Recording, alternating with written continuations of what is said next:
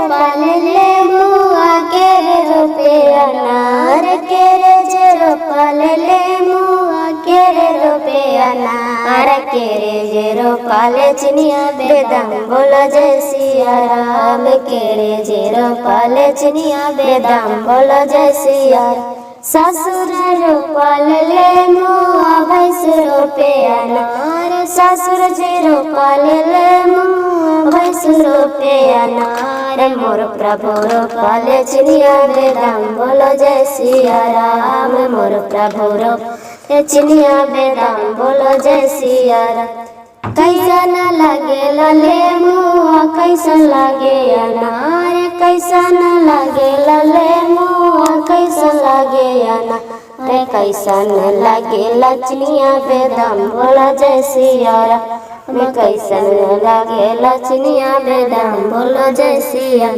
खाटा जे लागे ले मुआ खटा लागे अनार खाटा जे लागे ले खटा लागे अनार बड़ा मीठा लागे लचनिया बेदम बोलो जय सिया राम बड़ा बेसा लागे लचनिया बेदम बोलो जय सिया राम। सब कोई रोपले जमा गेहूँ हमर पिया बौरा हवा रोपेला काकारी हमर पिया बौरा हवा रोपेले काकारी। सब कोई पटावाले जमा गेहूँ हमर पिया बौरा हवा पटावे काकारी हमर पिया बौरा हवा पटावे काकर।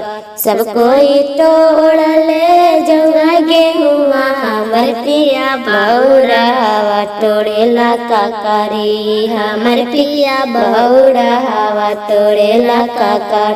सब कोई बेचले जौआ गेहुआ हमर पिया बौरा हवा बेचेला काकारी हमर पिया बौरा हवा बेचेला काकर। सब कोई गिनला ठन्नी चारनी हमर पिया बौरा हवा गिनेला न मरी हमर पिया बौरा हवा गिनेला न।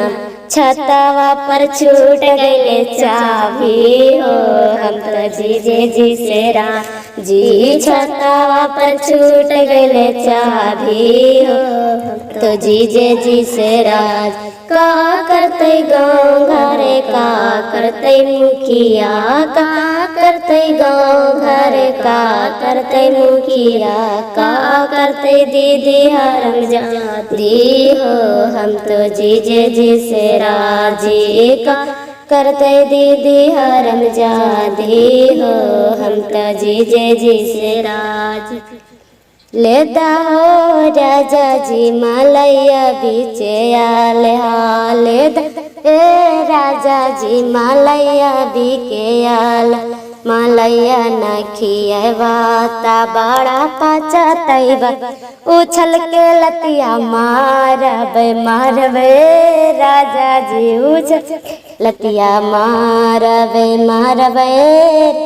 मलैया तो खिलाई बाता बड़ा बेसा लागे मलैया तो खिलाई बाता बड़ा बेसा लागे उछल के गोड़वा लागबे राजा उछल के गोड़वा लागबे गौआ के बगलवाए कहटलवाए राजा जी हमरा खा मान करे खाए के समोसा राजा जी हमरा मान करे खाए समोसा राजा जी समोसा न खिया बापा चतबा राजा जी समोसा न खिया बापा चतबा राजा जी बबुआ होई है लारा चुआ तो खिलाई है राजा जी बबुआ होई है लारा चुआ तू ही खिलाई है